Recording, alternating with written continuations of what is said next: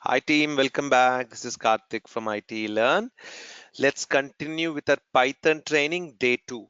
All right. So what did we do in day 1? Take a quick look at it.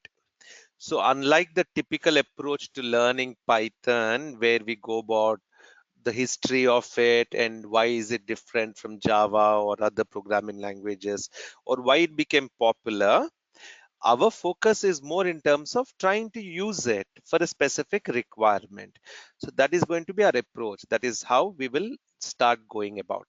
So he said that what we mentioned is that let's take a project and then kind of execute it, a small project, try and learn Python in that process. So if I, it's kind of learning it hands on versus learning it theoretically.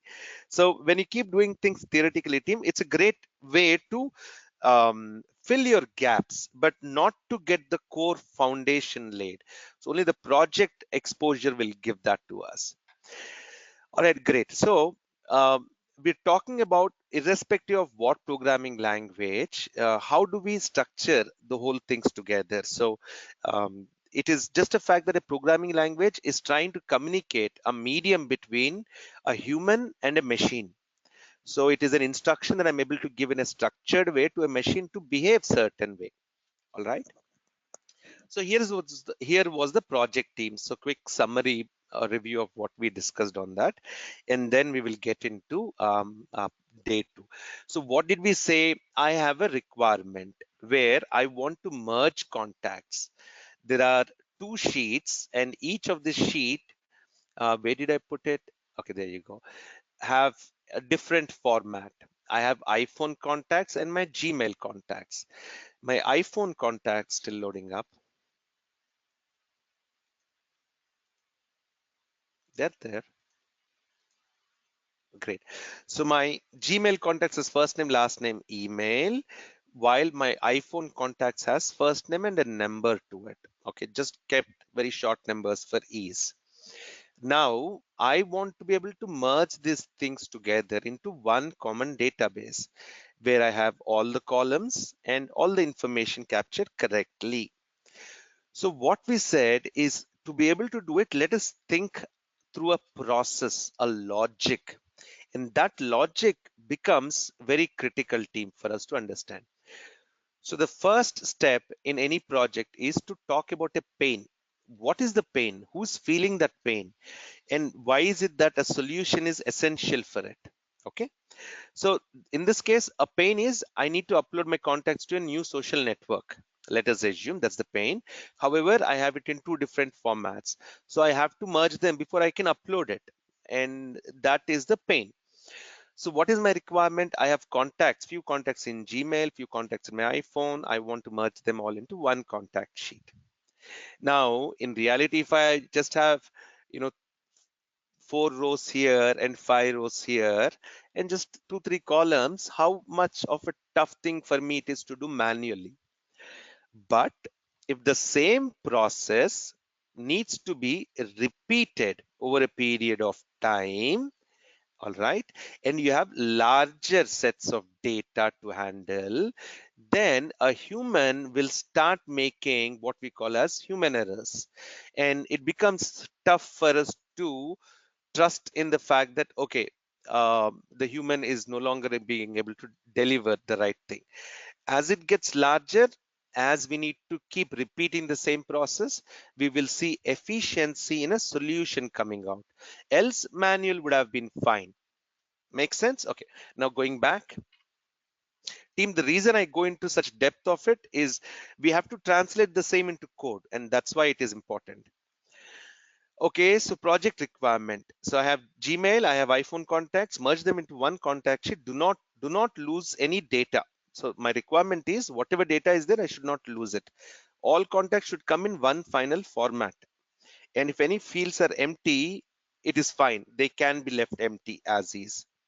Now, project solution is we need a tool or technique to use. So we said manually, great for once, but what if you need to do this every week or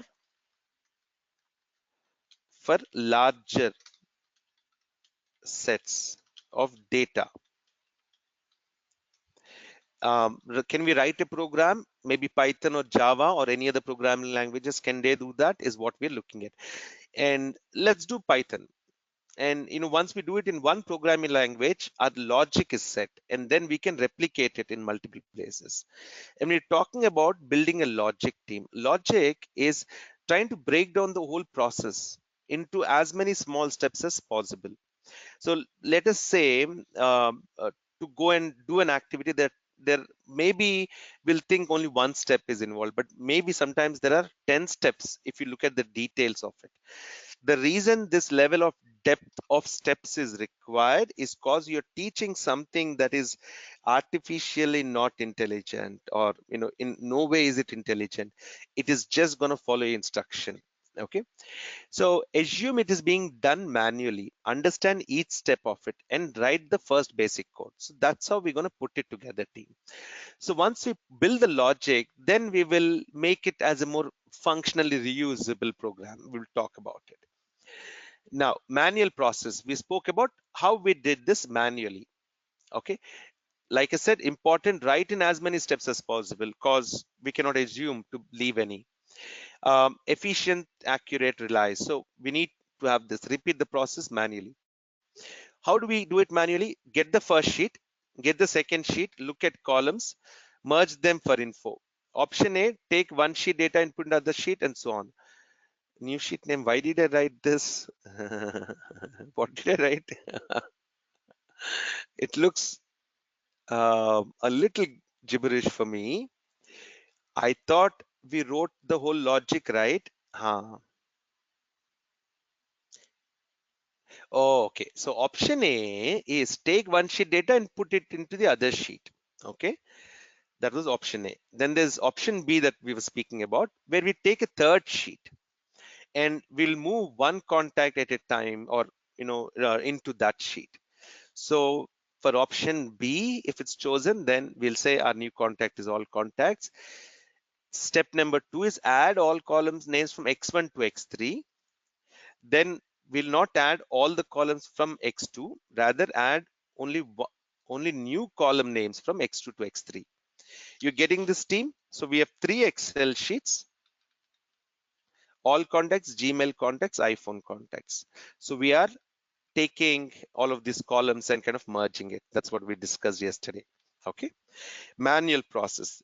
And then do not copy data. So only column names. You have that set. Now, once you do that, then you go about into the data part, team. You're saying take the data from X1 and put it into X3. X2 data, check if it is existing, then put it into according contents, or create a new row. So this is the simple process, team, that we went through yesterday. Any questions on this? Because today there are two things that we will talk about. Okay, getting started with Python, all right, and installing Python IDE, writing our first few test Python programs. All right. So what is it that we want to do? So where do I find Python, team? Very simple. We're going to now be smart about it and look at things in a little different ways. Too many files open at my end.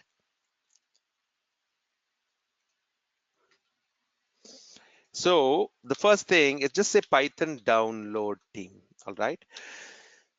Python, again, it's an open source, so you're not looking at a subscription or a trial or pay as you go. So you're fine with that point. Okay. So the first thing is you're going to go to python.org and to the download section. So that is the first thing we're going to do. So Python, how it interprets programs and how it does it later, don't worry. Go to python.org and look at downloads. Second, choose corresponding to your OS.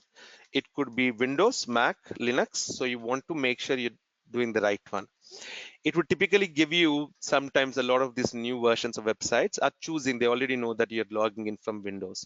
So you download the latest version. Once you download it, I think this will be about what, 70, 80 MB?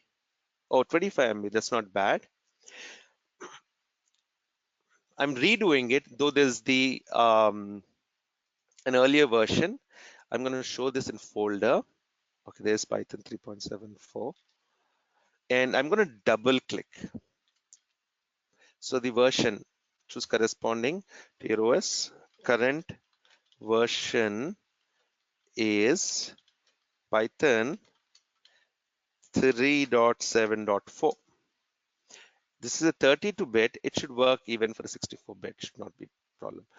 So it is already installed, team. So what happens is when you talk about the installation, when you do the installation, this is the path that you need to keep in mind as to where you're installing it. Keep the installation path of the Python exe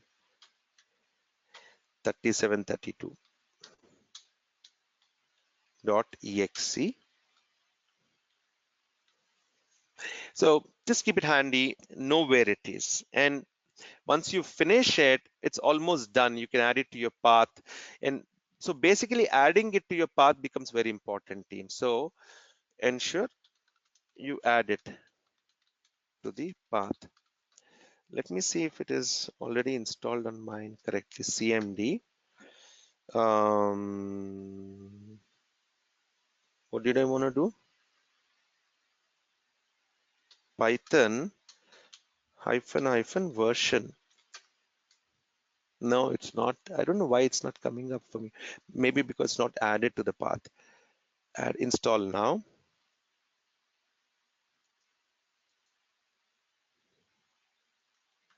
Click on install now. Pretty much straightforward steps, team, that you like you do it for anything else. Then we'll come to Python IDE.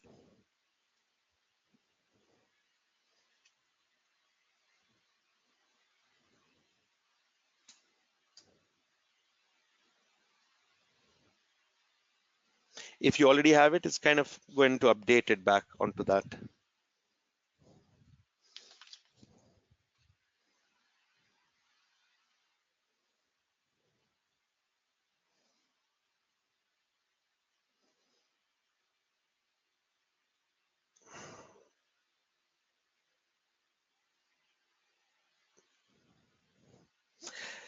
Meanwhile, let's talk about the IDE also, team. Yes, it is an open source. So new to Python, so and so, path length limit, changes to allow program, disable path length limit, including Python. It's a very long path. Setup was successful. If I do the same again, still doesn't identify. All right, but it should work with my PyCharm for now. Okay, now click on install now. Installation should complete successfully. All right, so we anyway going ahead to install the PyCharm as a IDE. So we will not we'll see if the Python program is working there. Then we're all set. We know that Python is correctly installed. Okay, so there are a lot of IDEs in the market, team. A lot of Python IDEs. There are only 2 or 3 which are very popular. From my choice, I thought we can use Eclipse IDE or PyCharm. We've already been using Eclipse IDE in a lot of other projects with Java. So I thought, why don't we use PyCharm? It's also something new that we can learn and add to our profile. Okay, so PyCharm will for our IDE. So just search for PyCharm. That's all we're doing. And you go into jetbrains.com/PyCharm, copy that link and click on download, team.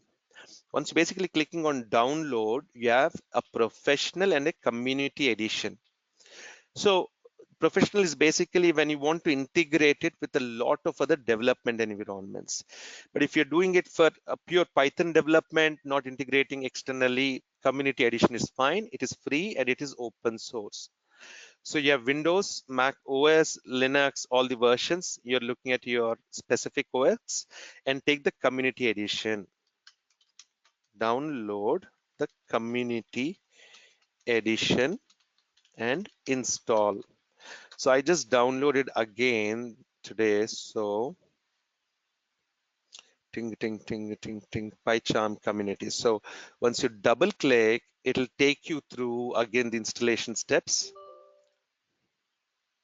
Currently commit is already installed. You want to continue. So it's saying it is existing. I can continue or just let it be as is team. Once it is done, you basically would have it maybe also on your desktop, but I'll just open up the app itself. Is this the one? Yep, I already have something here. Cool. This is done. Are all of you with me now, team? So far, all we have done is install Python as an interpreter. So your IDEs can start to work along with it. And we've downloaded the community edition and install. And then finally launch the IDE. Now, when it comes to writing or creating your first project in PyDev, in PyCharm, I want you to make sure that you take things very easy with the UX features. A lot of us, when we get into it, right? Okay, I'm going to close this, exit, and reopen PyCharm. You would notice that there are phenomenal number of options that one is bombarded with. So what is it that you can really get into doing? So you have an n number of choices to do at each juncture. Where is it? Why is it not opening up? Okay, there you go. It's now launching.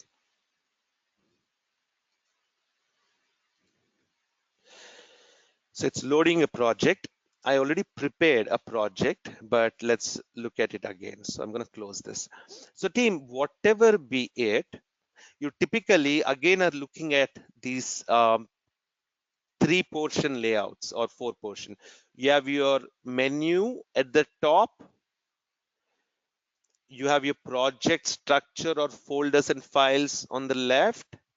You have your main code space like you used to write. If you look at any other IDEs, I'm not sure how many of you are attending automation training, where you write your steps and so on. We'll write our program out here. And we have a bottom portion, which is focusing a lot on how things run. All right. This is how your code is going to look at, team. Maybe important build performance by chance, so and so. Now, I want you to forget about all these features for now. Do not complicate your life with trying to master what all are here. We're going to take things very slow, one after the other. All right. And for us, you will see a lot of folder structures that comes as default. So we will focus on one program at a time, and our concentration should be on that specific code that we write and what is the logic that we are building. All right. Now, here is what we do with PyCharm or Python when we get started. First thing is you go to File. You can say a new project, and let us put this as a training project. Ting, ting, ting. What am I going to write? Py project 1. All right. And I'm going to say create. Interpreter should be automatically picked. It is picked up python.exe.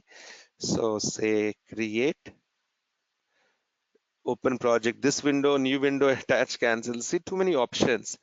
And that is where we want to reduce our focus on what is all happening. Look at what's on the left side, Python console terminal. Console is something we will use. So stay focused on the core aspects. Do not try on various other things. It's setting up a project structure team. That's basically what it is trying to do. Okay. So at this time, here is my py project one that is created. All right. And this project will have subfolders and a lot of things that you can go about doing it. Nothing is relevant for you in this. The only thing we will do is maybe into scripts we could go and write a couple of codes here. All right, how is it that we will do? This is the structure of a team. So if you look at this, ting, ting, ting, ting, open in terminal, show in Explorer. So semicolon users. So I have just test one. That was the one that was open previous, and I have Py project one. In this, we have so many things that we are doing. V environment, same kind of navigation, scripts, and we see all the files here. So whatever we do here is kind of reflecting on this Windows Explorer. Clear? Okay. Now we want to create our first Python script or program. So what I can do is I want to do it in scripts. So I'll right click and say new, and I have multiple options team that keep coming up. So first we created a new project, and then now we're creating a new Python file. Okay, let's give it a name, and let's say my first test. All right, and we're saying it's a Python file, and it would create your first test here. So these external libraries, anything that is distracting you, just minimize the team. If you would want, you can also reduce the width and so on of what you see. But team, do note that in terms of this layout, I chose a darker setting in this IDE. IDE stands for Integrated Development Environment Team. So instead of doing multiple things, one code at a time, they have put everything. So in this one window, we can create a project, set up the environment, add all the libraries that are essential, and execute the entire thing. If we don't have IDE, it is a lot of manual process team. So developers prefer IDEs a lot, and you'll see at least 95% plus will use IDEs. All right, great. Having said that, let's talk about the first project, first script. So how do we write in Python team? Very simple. Do note that Python is one of the easiest things for us to learn, honestly. So I don't need this. I'm here. Launch the IDE, right? Okay, easy. Create a new project and then create a new Python file in it. So when you create a Python file, the extension of it becomes .py. All right, .py becomes the extension. So my first .py. So now if I saved it, right click, and I think it's already maybe saved, so I don't need to resave. And look at scripts. There you go. My first test is done as a canopy, but the whole thing hasn't come yet. Now, what do we do? How do we write code? Very simple, team. Python looks to write code more like English. All right. It wants to keep things simple. It does not want to complicate, reduce as many unnecessary commands or special characters. So it's saying that let's try and write code in as many fewer characters as possible, and still it should be able to do the job. All right.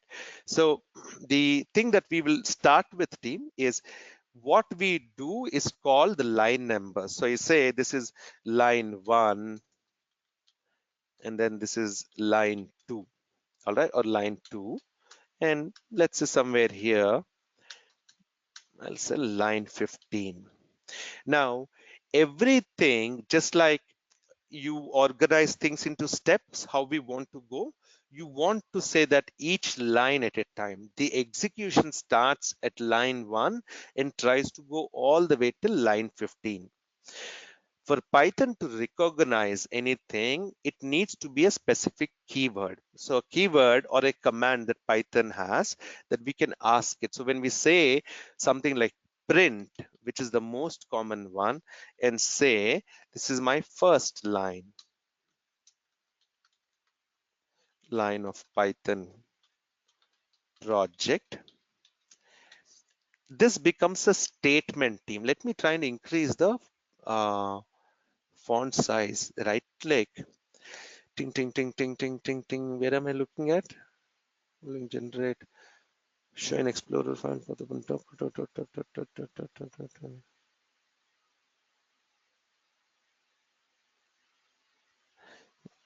find usages. Now configure button icons now. Editor tabs. Where is my text font? Size is 13. What about I make it 18? Apply. 18 is good. 20 is even better. So basically, I saw this. If you're working with too many IDEs team, it can get a little. So right click and I went to configure gutter icons. And here I was looking at something called as font. So it is basically giving me the size and a little line spacings and so on. So it's pretty much something visible for you from out there. Great. So this is my first statement in Python team. And as I can write, I can also copy the same and say, this is my last line of Python project. This is a predefined command within Python. So print is a command. Whenever Python sees print, it takes whatever is in the brackets next to it and prints it out. Where does it print it into? A simple console that you will see. And anything that is blank is irrelevant for it. So it will ignore it and then go till the last line. So for us now, what I could do is just save this, or easiest one is just right click on the Python test there and say run my first test. All right, team. So that is the option. So we're right clicking and saying run my first test. And now comes my output. And this basically says that this is the program that we executed. Here is the first line and here is the last line. But did it print any of these blank lines? So blank lines are kind of irrelevant. For blank lines are irrelevant within Python. So it doesn't matter. Why do we use it then? Used for aesthetics. Aesthetics. Make the code look good, presentable, structured, modularized. That is why we try and use this blank, more like separators. All right. Now, what is it? The other thing that I wanted to say. If you notice, how many of you have any other programming language experience, please? Or is this your first time you're looking at a programming language? Especially with something like Java. In a programming language like Java, to say that a statement has ended, we use semicolon. All right. So in Python, no semicolon or other characters at the end of a statement. Basically for it, it is very simple. One line per statement. It doesn't want to deviate. In Java, I can write something like this, team. I'm just saying sys whatever I want to put here, semicolon, and in the same line, I can continue to write like this. In Python, it wants one per line, so it does not accept this. Now,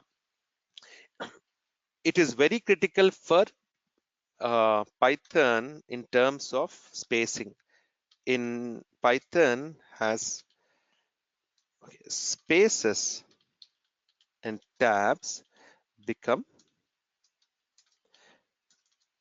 very critical in Python. So what do I mean? So basically we're saying that for a statement to work, and you'll notice this later, I need to ensure everything is properly aligned, team. It is very rigid in terms of what it allows, what it doesn't. Okay. I'm just going to put a quick little decoration around it. So make things very easy for us to see. Maybe not this, maybe forward slashes, oopsie. And the same here. Right. So each time I'm running, so right click and say run. So whenever I change my code, the corresponding results keep coming up in my execution of a team. Now comes, let's take it to the next level. This is my first test where I'm just printing something. A lot of things about programming languages is about mathematics, team. A lot on coding comes with basic math. And that is an amazing way to understand how. So remember, I was speaking of information technology we are in. Data is the key thing for us. So a simple math understanding is critical for us to know what it is. And whatever we are not aware, we will talk about it. In any programming language comes a opportunity to talk about conditions, team. All right. Conditions are a way where I can check for if how to take a decision based on an event. It's very simple. So if why will I take an umbrella if it's raining or if it's too hot? Otherwise, I'm not taking it. So my decision is based on that specific event. I'm going to take surface because freeway is totally chock-a-block, right? So that decision is based on an event. So those trigger points become essential. Easiest condition in Python. Excuse me if I write Java anywhere, and please do correct me. Easiest condition in Python is a if statement. All right. Now, what is an if statement? How does it work?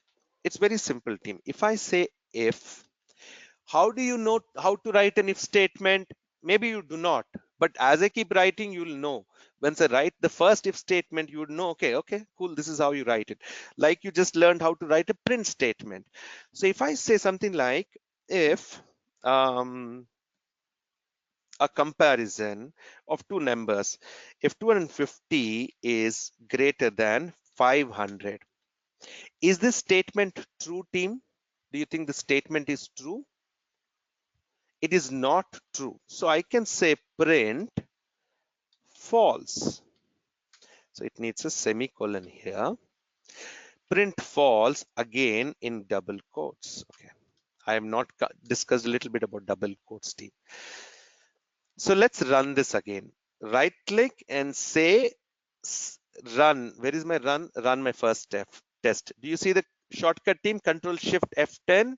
From now, let's use the shortcuts. As we keep learning, we'll also try and get used to the shortcuts. So the shortcut to run the program is Control Shift F10. And here we go. Why didn't I get any print statement, team? The format is very simple. To print something, we give that information within double quotes. In fact, even single quote is fine. I think so. I shouldn't be wrong about this. Print with single quote. Now let's rerun Control Shift F10, and there you go. So double quote or single quote, you're able to print your statement, team. So that is what we are doing there. Now, this structure is very simple. If is another keyword that is recognized by Python. It knows what it does. Whatever I give after that becomes a comparative operator. It compares if that selected text, highlighted text is true or not. If it is true, it will do a certain activities. If not, I will say print true. That's it. What is wrong here that I did? Else print true.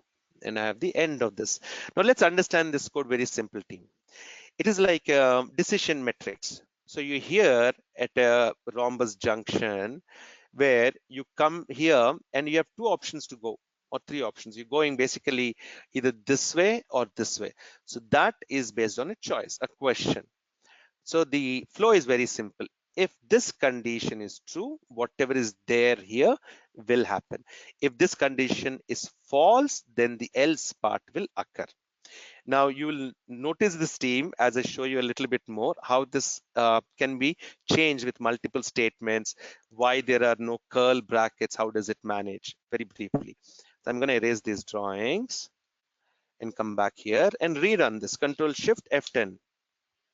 So now it says true. Why? What is true? The fact that um, mm, true 250. What is true? No, I'll just say there's nothing called 250 is less than 500. Okay. In this case, I will say 250 is more than 500. Okay. So this is my print true and my print false. All right. One of the biggest things in Python that differentiate is tabs are used to show a group of code like braces or in other languages. I don't know anything that uses maybe square brackets. So for me, it does not matter. This is, if statement is here, I have a colon to say that my condition has ended. And team, whatever I'm saying, I cannot write it down into the document. So you have to refer both the document and what we're doing here. The colon is saying that my if condition has ended. Now, the whole important thing is that print is right after that if statement, but there is a tab to it. When I say a tab, it basically means that print statement now belongs here and it doesn't belong anywhere else to the code. It will only get printed if this statement is true. Now, if this statement is false, it will come to else. In this, again, I have two lines of code. I can give any number of lines of code. I can even make it look even prettier by splitting them and keeping them, differentiated. This is the simplest comparison that we could do, team. All right. Sorry, change to true. Thank you. We're saying true here. And flash, what did I write? False, print with single quote. Okay. Again, rerun, Control Shift F10. So I want you to keep writing code and keep running them this way, team. Now, my first test is done. So I have a code. Now let me add one more. So right click, I can't right click here. Right click on scripts, new, another Python file. And I'll call this as my second code. Why am I saying test, my second code? It will automatically give the py extension.py, team. I'm going to take the basic from here. Actually, let me not take anything. So you saw an if statement, right? If I say again, just let's take the if statement. So what is it doing here? It's taken one number and comparing this to the other number. So this is the kind of math I was talking about, team. Now, when you do like a for on lists in Python, or you do a while loop, you will understand that some of these become essential for you to know simple math. So be focused on this. Don't make mistakes here. We as developers, IT professionals, kind of make mistake there. So this is my if statement only. I don't have any print statements before or after. Will it run? Maybe. Control Shift F10. True, 250 is less than 500. So now this is done. Now comes the options of how we can take it to the next level. This is easy. I know 250 is there, 500 is there. And as we see, even, a fifth grader can basically say if it's true or not. Correct? But when we talking about how we take this into being able to handle multiple things, we come to the concept of variables team in Java. Oopsie, I knew it. Variables in Python. So variables in Python are very simple team. I can call a variable called A and say equals 10, no semicolon. B equals 20. C equals, let us say, 40. All right. Now, all that I have done in this case, team, if I run this, will you see a value of A, B, or C here? Yes or no, team? If I run this, will I see the values of A, B, or C here? You will not see. Why? Because there is no print statement. If I put a print and say something like A is plus A, it's fine. B, C, C, C, B. All right. Now I have A, B, C. Now if I do it, Control Shift F10. Oh, ting, ting, ting, ting. Something went wrong. Let's see. What could have gone wrong, team? Ah, to string. Okay. I have to print is missing there, but here plus string of A is what it will require. I will talk about this string of later, team, if it's okay with you. All right. But I'm using it so that the code will run. Basically saying, hey, this is text and this is in number. How do you expect me to use? It is like saying you're taking some other currency to some other country. They will not accept it as is. So Control Shift F10. There you go. A is 10, B is 20, C is 40. So I have created, what is the confusion? I'll come about it. I have created these three local variables we call team. It is nothing but creating a storage space. But before that, let's see here. There is a possibly a confusion on this logic. Let's revisit once to see. Go step by step whenever you have a question in terms of, oops, I'm not getting it. One line at a time. Think like Python will think. Now, if 250 is greater than 500, is this statement true or is it false? Right? So it is false, correct? So it will come and print line 9 and 10. Now here, I 250, okay, so you want me to basically from an English perspective say this is false. 250 is less than 500.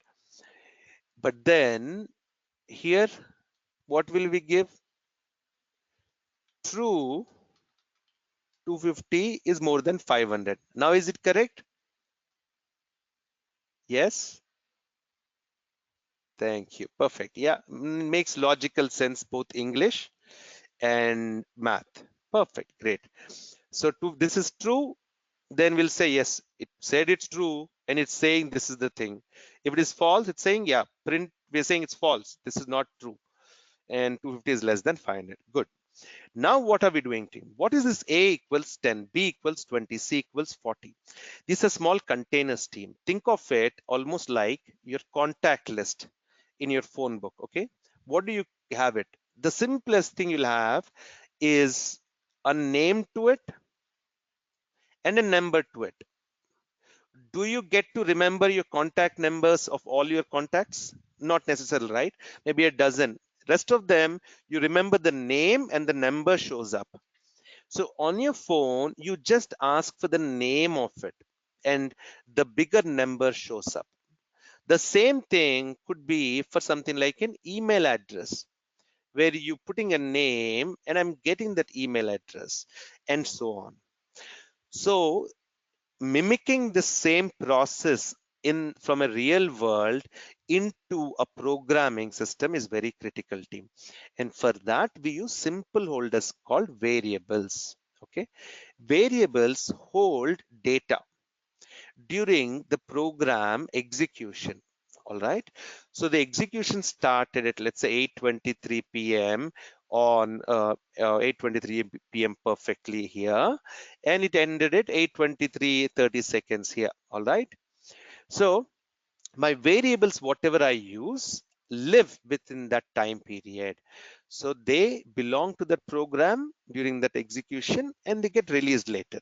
We'll talk about memory allocation and so on. But primarily, whenever we talk about variables, your code is taking memory from your computer to store that data. All right. So this variable or managing them, organizing them in a very structured procedural manner becomes important for efficient execution and memory management of all your Python projects. But in a fundamental concept, it's very simple. I have a name and I have a value. So A is a variable name, 10 is the value, B is a variable name, 20 is the value, so on for this. When I say A is plus string of A, what is it that we're doing? A simple print statement will print whatever we give in the double quotes. Sometimes I may want to join two strings together, what we call as concatenation or appending. So when we want to join them, I use the simple plus operator. Plus in a math will add two numbers. Plus in text is going to join those two things together. If I say Karthik and join it with Kosireddy, it becomes Karthik Kosireddy as one name. The same thing I've applied here. Now, what is the string A? Issue was of type of variables, which will come to in tomorrow's session, team, not today. Now I have created these variables. Whenever I say A, the value in A, the current value in A will come up. The same with B and the same with C. Now look at what we can do. Erase these drawings. If I say now A, same thing I'll take. This is 100, 200, 400. And I'm going to reprint this. Now what would happen? By the line 24, these values are updated, team. So it goes one line at a time, and these values are updated by that line. So the new value should get printed. Control Shift F10. A is 10, B 20, 40, 100, 200, 400 as we go about. So your variables can be constantly updated. Variables in Python help store data, use, update as needed during program execution. All right. Now look at how easy it is to combine these two concepts together. I have a simple if statement, all numbers here. Then I have variables coming in. Let's create one more script. New file, Python file. My third code, rather I'll call this as if statement. Third code if underscore if. I don't know if it'll let me take a number at the beginning. It did, yeah. I don't think only underscore also it takes, yes. So what is it that I want to do in my third code? Very simple. I'm going to take the last here. I'll put it here, okay? I'm not going to give any value for C team at this point. Now, if I run this, will there be an issue? Absolutely. Why do you think the issue would come up, team? Issue is because there is no C. And the issues that we see that are coming up here, team, are basically your runtime errors. Errors during program execution. All right. Needs to be identified and fixed. And we will go pretty deep into structuring and identifying them a lot, team. All right. And the primary reason this didn't happen is because we did not declare it.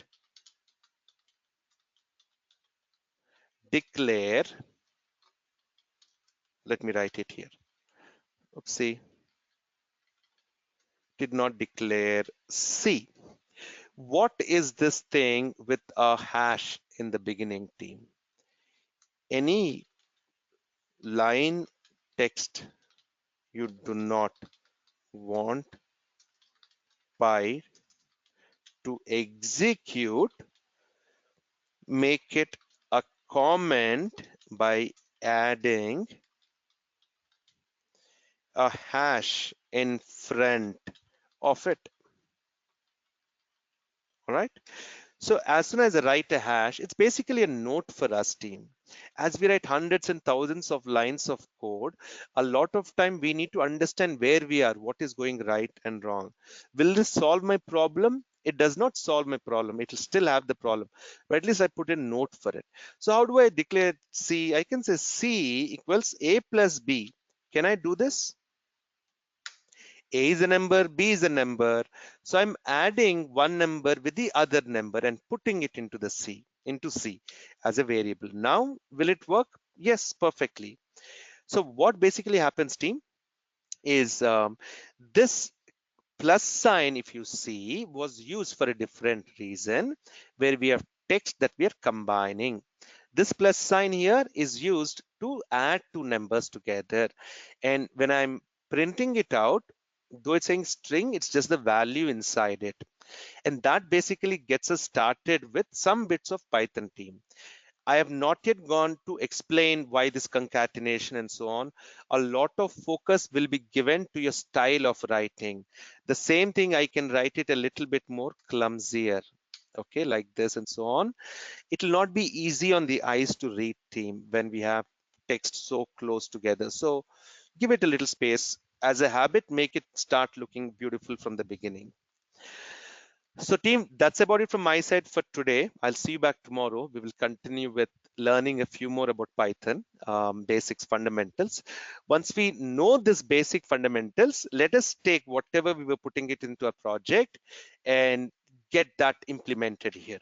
Now you'll slowly start getting ideas on, oh, okay, maybe I can start using variables and so on. So I'll talk more about comments, team. So there are single line comments, multiple. You can also comment a code. Let's say I don't want to print this. So I'll say hash at the beginning and I run this code. It won't print that for me. So I can comment a specific code, or I can also write a comment after a code and say this is now fixed. Again, what I'm doing is right click and run this code. The shortcut is Control Shift F10. There we go. So, oops, oh yeah, this is now fixed. So the comment is, so if you put a comment at the beginning, the whole line will not get executed. After the statement, so this or this is the same from Python's perspective. All right. We have not come to variable types and all that. Just a basic flow. We wrote 3 simple tests, one each, and we will add more to it. Any questions, team, before I see you back tomorrow? I'm putting this videos directly on YouTube, so you may want to subscribe to it. It'll be easier to get it and don't have to wait for us. So ting, ting, ting, ting, ting, videos, ting, ting, ting, ting. Okay, there you go. Python day 1 is here. Day 2, I'm going to put it up here, team. All right, everyone. Thank you so much. Have a good evening, good day, wherever you are. We'll see you back tomorrow. Thank you, team. Jasveer, can you copy a question and keep it there for tomorrow? What if we do not write statement with hash and directly give C equals A plus B? This has got nothing to do this with this. This statement is independent of this statement. That is in line 3. This is in line 4. They're not at all connected. So even if I give or don't give, does not matter. Does it answer your question? So what I give in line 3 has got nothing to do with what I do in line 4. Yes, but now we declared it. Now I can remove it. You're right, did not declare. So, but I kept it there. So now I'll say maybe fixed. Okay, is that sounds better? All right. All right, great. Thank you, everyone. See you tomorrow. Bye, all. Bye.